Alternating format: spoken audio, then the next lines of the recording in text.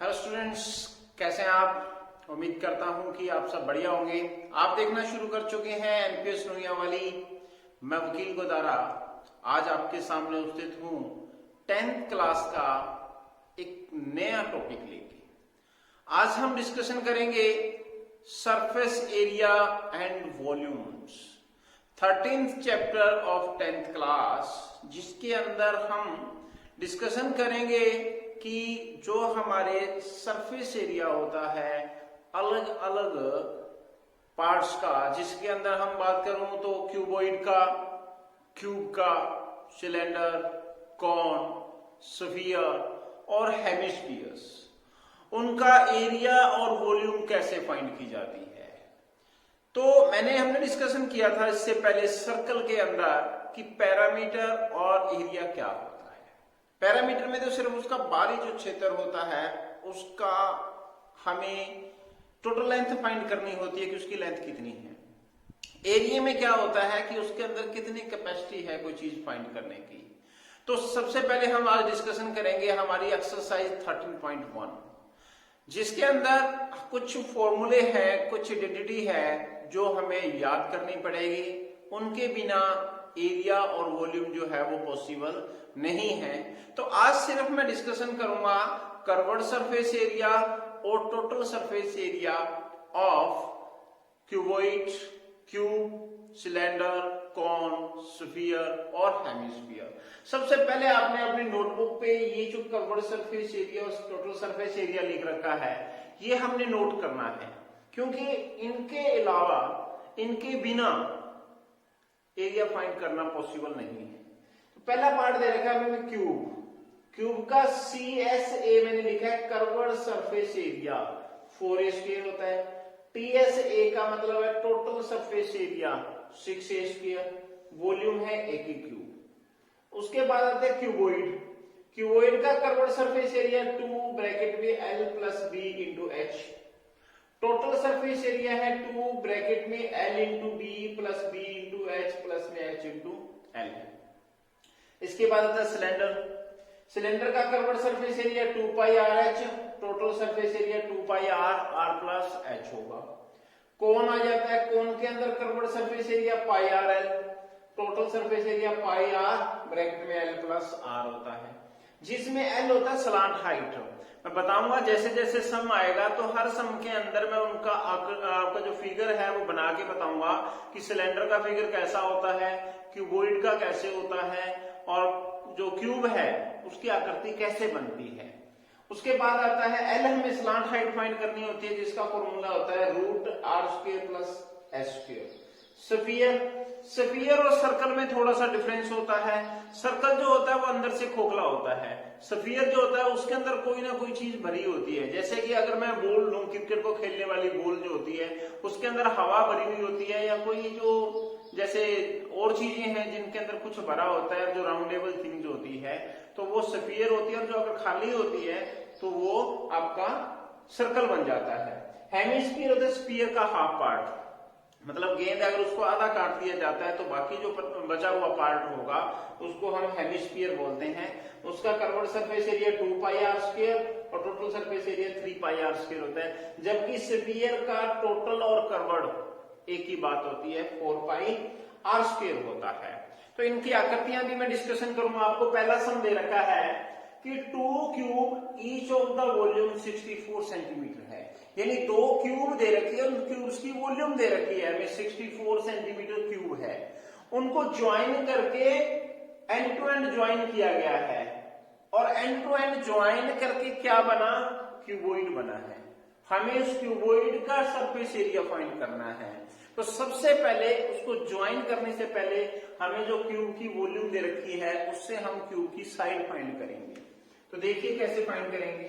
Solution में हमें उसने दे रखा है volume of cube, volume of cube, cube की वॉल्यूम है 64 सेंटीमीटर क्यूब। और जब किसी चीज की वॉल्यूम दे रखी है, टोटल सरफेस एरिया दे रखा है, तो उसमें हम उसके फॉर्मूले के इक्वल टू में जो गिवन पार्ट है वो दे देंगे।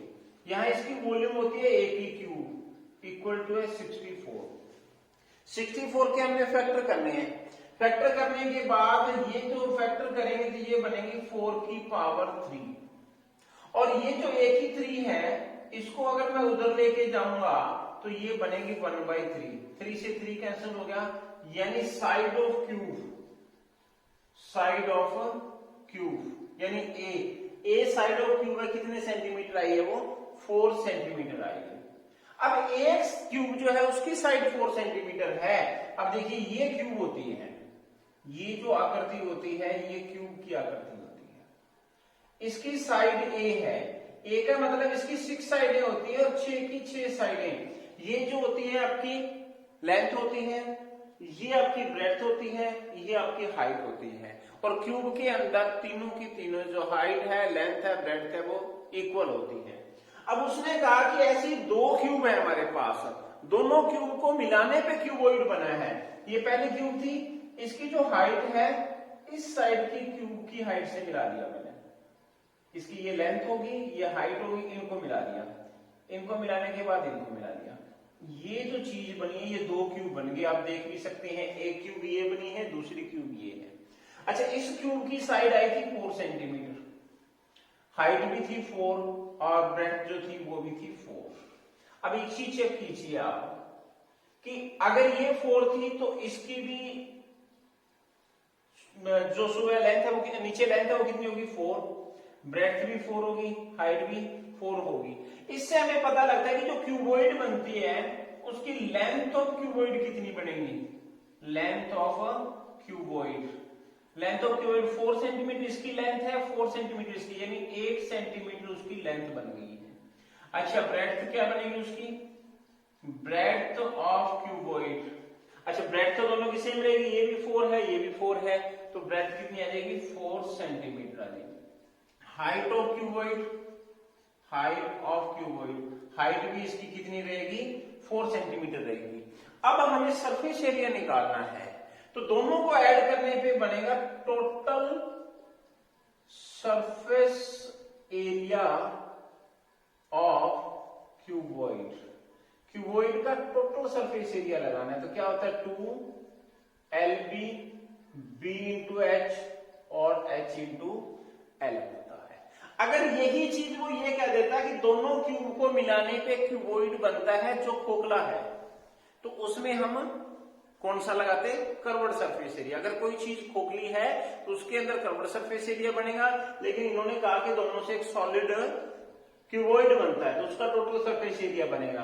तो 2l कितना है 8 इंटू 4, ब्रेड्थ 4 है, ब्रेड्थ 4 है, हाइट भी 4 है और हाइट 4 है तो यहां लेंथ 8 है, यानी 2 इंटू में 32, 16 प्लस 32, 2 इंटू में इन तीनों को ऐड करूंगा ये बनेगा 80 और 160 सेंटीमीटर स्क्वायर क्या बनेगा आपका total surface area of cuboid का बनेगा।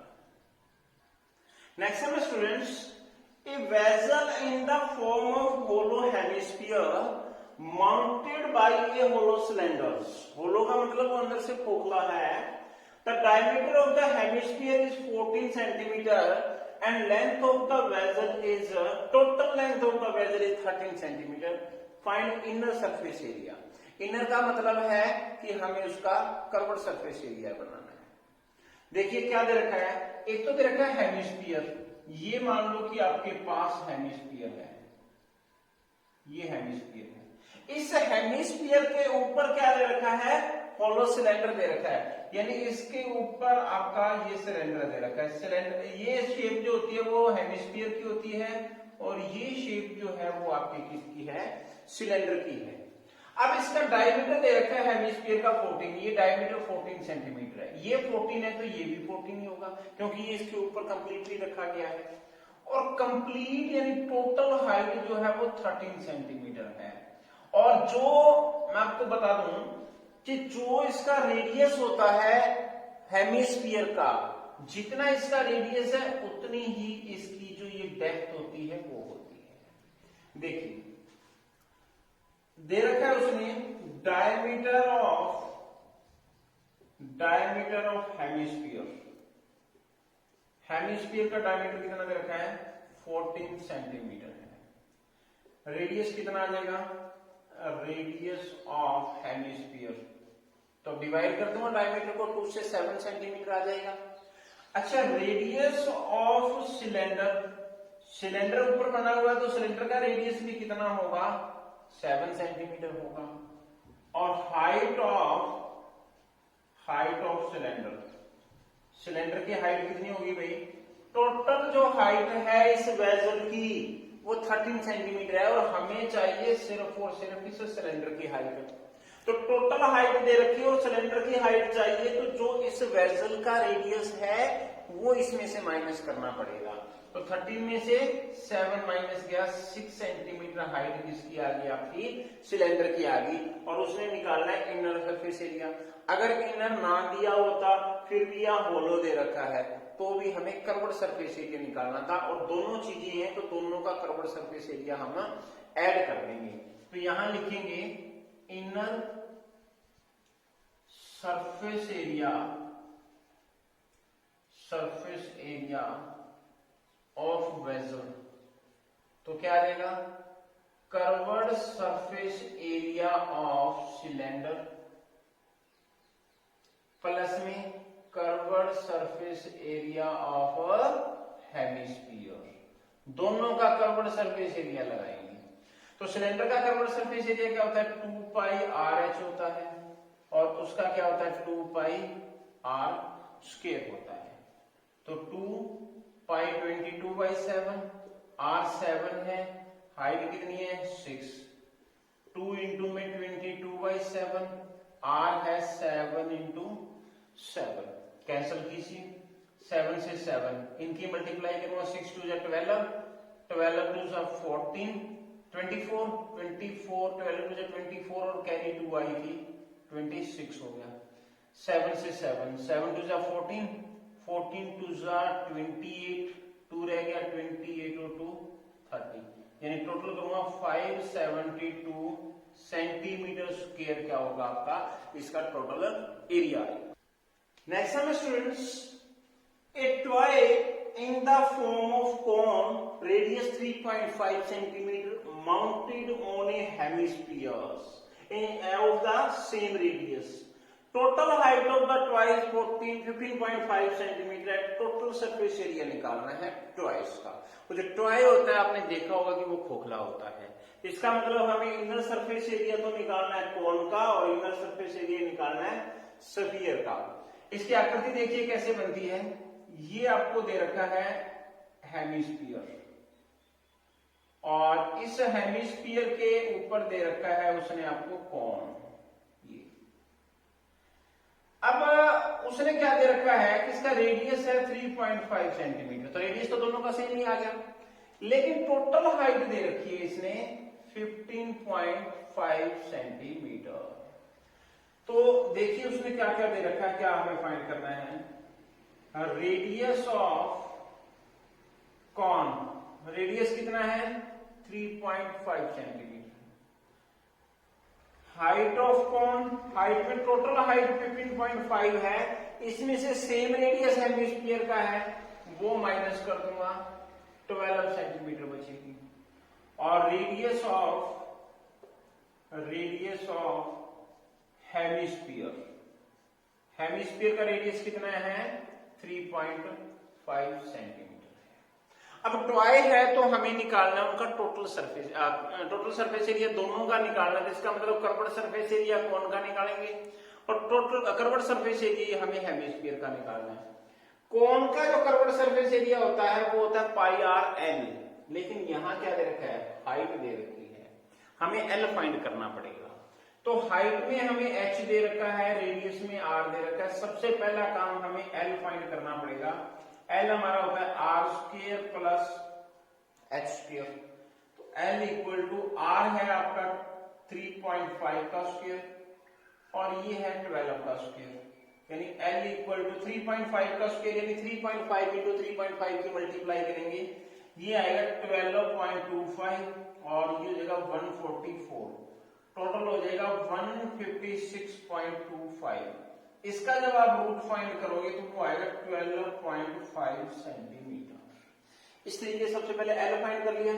अब टोटल सरफेस एरिया देखिए, टोटल सरफेस एरिया तो क्या आएगा, curved surface area of cone plus curved surface area of hemisphere. तो कर्व्ड सरफेस एरिया क्या होता है, कौन का, पाई आर एल होता है, और इसका हमने देखा था कि पाई आर स्क्वायर होता है। हम यहां से चेक कर सकते हैं। पाई है 22/7, आर है 3.5, एल है 12.5 जो हमने फाइंड किया है। यहां आ जाएगा 2 पाई 22/7 3.5 इंटू 3.5।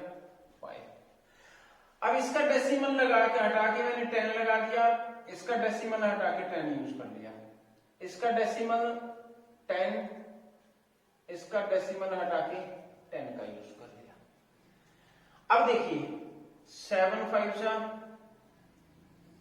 35, यहां 10 आएगा, अपॉन में इसके 100 ले लो और इनकी मल्टीप्लाई कर दो तीनों की।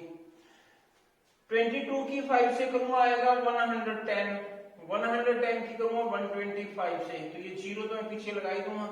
11 5 जा 55, 2 जा 22 और 5 27 और 2 रह गया 13 हो गया, यानी 13750 आएगा। इससे काटूंगा ये 5 पे कट गया, इसके अपॉन में भी आप 100 लिख लो, इनकी फिर मल्टीप्लाई कर लो। 5 2 जा 10 और 10 हो गया, 10 की मल्टीप्लाई से करूंगा 220 आ गया, 220 की मल्टीप्लाई करूंगा 35 से, तो ये तो जीरो पीछे आ जाएगी। 35 टू 70, 70 और 77 आ गया, 7720 आ गया। अब देखो इसका तो आ जाएगा 137.50, ये 20 कैंसिल होके आ जाएगा 77, इन दोनों को ऐड कीजिए 0.50, 7 और 7 14, कैरी 1 आ गया, 10 और कैरी 1 आ गया था 1 और 1 2 सेंटीमीटर स्क्वायर। ये आ जाएगा आपका total area of curved surface area cone plus curved surface area of hemisphere. Next some students, a cubical block of the side 7 centimeter is surmounted by a hemisphere. What is the greatest diameter of hemisphere? यानी hemisphere जो है उसका सबसे बड़ा diameter क्या होगा। फिर हमें find the area of the solid, यानी ये आपको दे रखा है क्यूब, यानी क्यूबिकल ब्लॉक है, इसके ऊपर दे रखा है हेमिस्फीयर। तो इसकी जो साइड है ना, ये साइड है, इस साइड के ऊपर ये बना हुआ है हेमिस्फीयर, तो इसके ऊपर बना हुआ है, तो ग्रेटेस्ट डायमीटर क्या बनेगा, greatest diameter of hemisphere. Hemisphere का ग्रेटेस्ट डायमीटर आपका कितना बनेगा, 7 सेंटीमीटर बनेगा। तो रेडियस क्या बन जाएगा, रेडियस आ जाएगा 7/2 सेंटीमीटर। और साइड ऑफ क्यूब कितनी है, साइड ऑफ क्यूब, क्यूब की साइड कितनी है 7 सेंटीमीटर है। हमें निकालना है surface area, surface area of solid. अब देखो सरफेस एरिया में क्या आता है, आपको जो क्यूब दे रखी है उसका तो है total surface area, total surface area of cube plus ऊपर क्या है हेमिस्फीयर, हेमिस्फीयर का भी टोटल सरफेस एरिया देख लो, total surface area of hemisphere. अच्छा माइनस क्या करना है, ये जो सर्कल है इसका जो बेस है हेमिस्फीयर का ये कॉमन है दोनों में, दोनों में कॉमन है, तो क्या माइनस करेंगे, area of base of hemisphere. तो टोटल सरफेस एरिया क्या होता है क्यूब का, 6a स्क्वायर होता है, हेमिस्फीयर का total surface area 2πr square होता है, और बेस सर्कल के टाइप का है तो πr स्क्वायर हो जाएगा। 6 रेडियस 7 का स्क्वायर हो गया, साइड दे रखी है क्यूब की 2, 22/7, रेडियस कितने 7/2 इंटू 7/2, माइनस पाई 22/7, इसका भी रेडियस कितना है 22, 7/2 इंटू 7/2। अब देखिए 6 इंटू में 7 का स्क्वायर 49 प्लस 7 से 7 कैंसिल हो जाएगा, 2 से 2 कैंसिल हो जाएगा, 7 की मल्टीप्लाई से करूंगा तो 154/2 माइनस 7 से 7 कैंसिल, 2 पे 11 यानी 77/2। देखिए 9 6 जा 54, 5 आ गया, 24 और 29 आ गया, प्लस में इसको 2 से डिवाइड करूंगा तो 2 7 जा और 2 7 जा, ये आ जाएगा 38.5। टोटल ऐड करूंगा मैं यहाँ पे, इनको ऐड करूंगा तो ये आ जाएगा 7 और 5 11, कैरी 1 16 और 1 17, कैरी 1 आ गई, 3 आ गया, माइनस करना है 38.5। तो क्या आ जाएगा, पीछे 0 लगा के 0.5 आ गया, यहाँ 10 में से 2 आ गया, यहाँ 6 में से 3 गया, 3 आ गया, ये 3 आ गया। इतने सेंटीमीटर स्क्वायर आपको टोटल एरिया बचेगा। और अब इसका जो नेक्स्ट सम है फिफ्थ, वो लगभग सेम है इसका, क्योंकि उसमें हमें साइड जो दे रखे क्यूबिकल ब्लॉक में, यहाँ साइड हमें एल दे रखी है, तो जहां जहां 7 है वहां एल कर दोगे आप, यहाँ एल आ जाएगा, यहाँ L/2 आ जाएगा, ये एल रहेगा, यानी सेम फॉर्मूला लगाना है। 6a² रहेगा तो 6l² बन जाएगा, 2πl² हो जाएगा, और यहाँ L/2 हो जाएगा, L/2 हो जाएगा, यानी जहां पे 7 है वहां L/2 करके और फिफ्थ सम जो है वो आप कर सकते हो। तो आज हमने जो कंप्लीट किए हैं 13.1 एक्सरसाइज के 4 सम, और एक आपने खुद करना है, 5 सम हो जाएंगे। ज्यादा लेंथी वीडियो हो जाती है अगर हम पूरी एक्सरसाइज करने की कोशिश करें, तो हम हर एक्सरसाइज के 2-2 पार्ट करके और ये चैप्टर सरफेस एरिया और वॉल्यूम जो है वो अच्छे से करेंगे, क्योंकि बहुत इंपॉर्टेंट टॉपिक है। किसके पॉइंट ऑफ व्यू से, ये एग्जाम अपना जो 10th का है उसके पॉइंट ऑफ व्यू से, चाहे वो बात आती है 9th क्लास की तो उसके पॉइंट ऑफ व्यू से, कुछ एक ऐसे जो फॉर्मूले जो इंपॉर्टेंस मैंने बताए हैं ये आपके +1 +2 में भी बहुत काम आते हैं, और कंपटीशन एग्जाम में तो आप जहां देखोगे तो एरिया और वॉल्यूम के जो सम होते हैं उससे एग्जाम पूरा भरा हुआ होता है। काफी सम जो है एरिया और वॉल्यूम के उसमें पूछे जाते हैं। तो उम्मीद करता हूं कि आपको ये वीडियो भी बाकी वीडियोस की तरह बहुत ज्यादा पसंद आएगी। तो आपने हमारा यूट्यूब चैनल एनपी सोनुया वाली देखा, आपने वकील गोदारा को सुना, उसके लिए आपका बहुत बहुत धन्यवाद। जय हिंद।